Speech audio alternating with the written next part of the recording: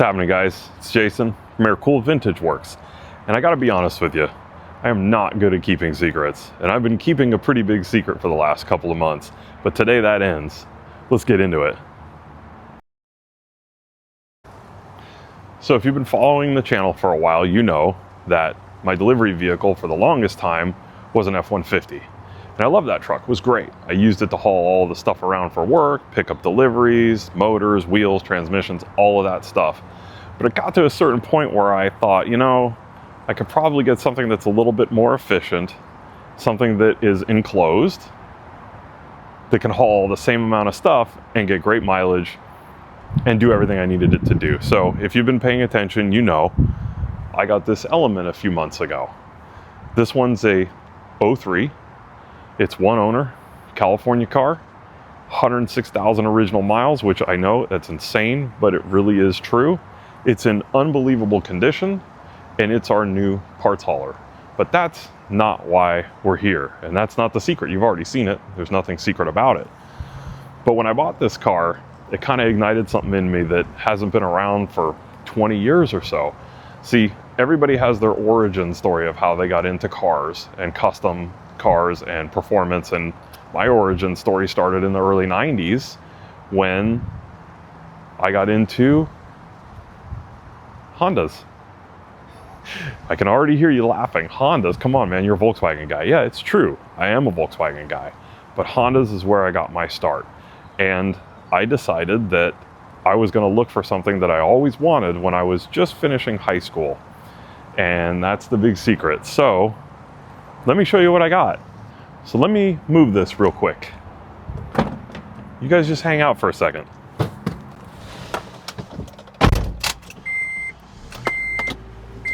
I'll be right back.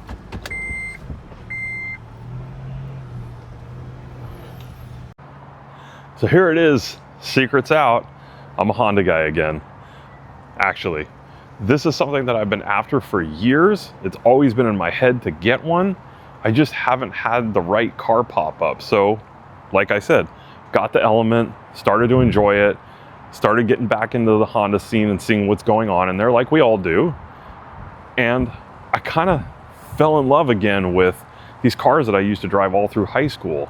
So we'll get back to that story in a little bit, but let's talk about the car. So this is a 2000 Civic EK, and it's a DX. It's in taffeta white. They only made it for 1 year, and that's 2000. And what you're seeing on this car right here is 100% original paint, which, you know me, I love original paint. That's what I had to find in a Honda too.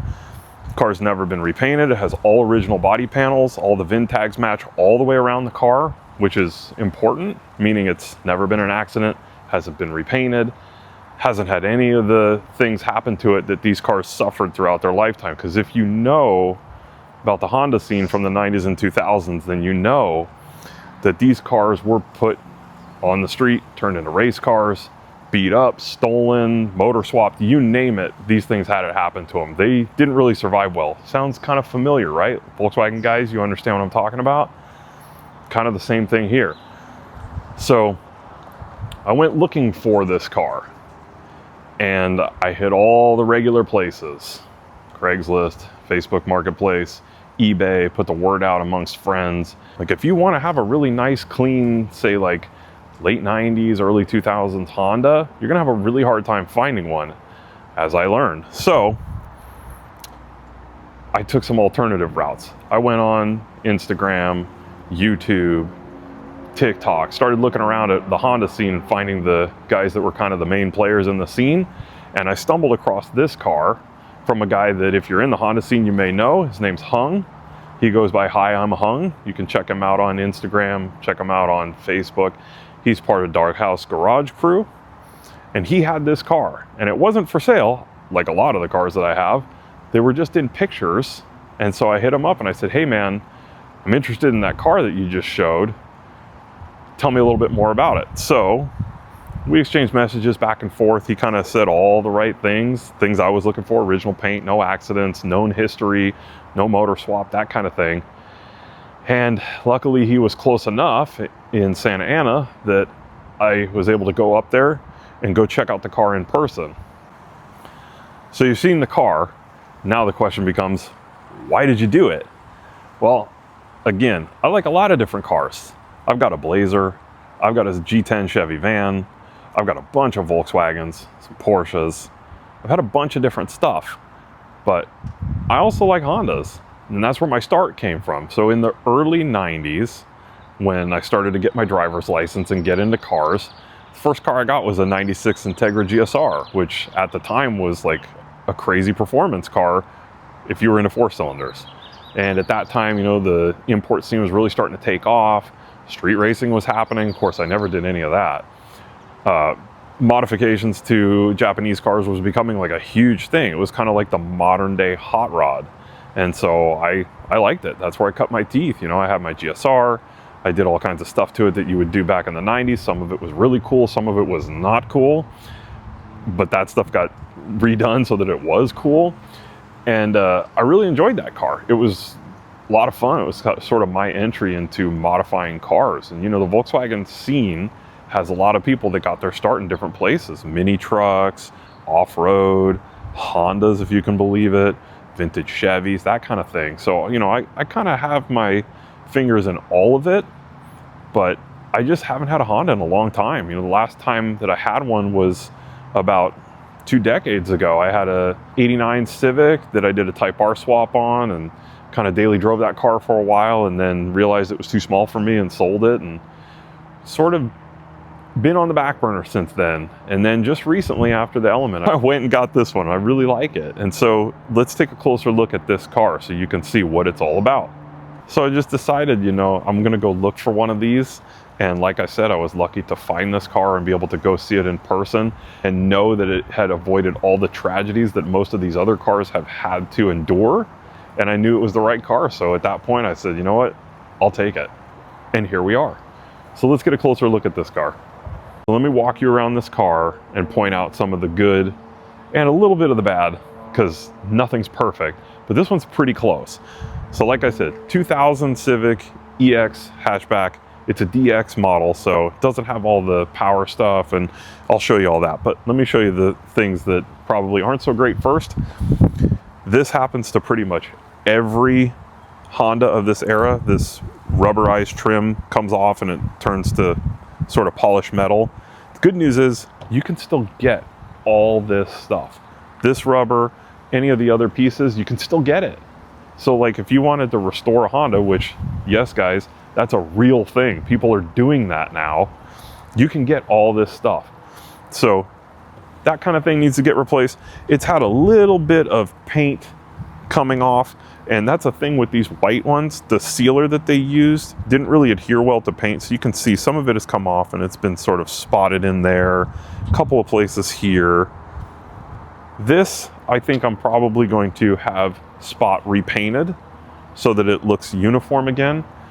But I'm telling you, it's really the only bad part on the whole car. It's just this section and this little bit back here that you can see where the sealer's coming through.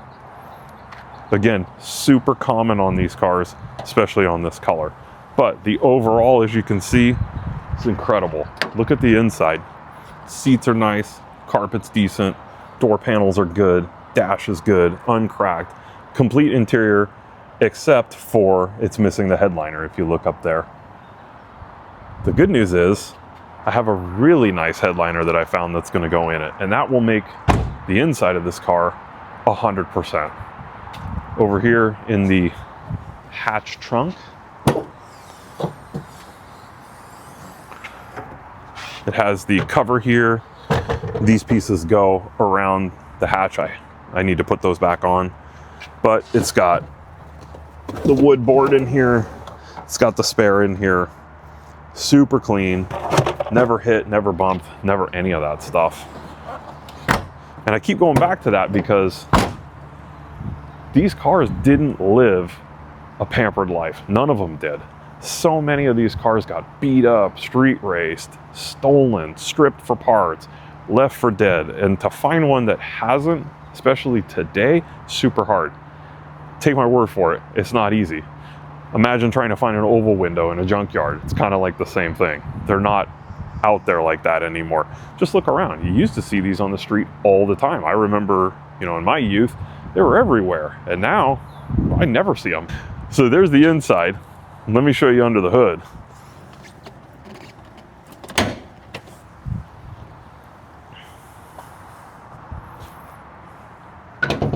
It's not much to look at.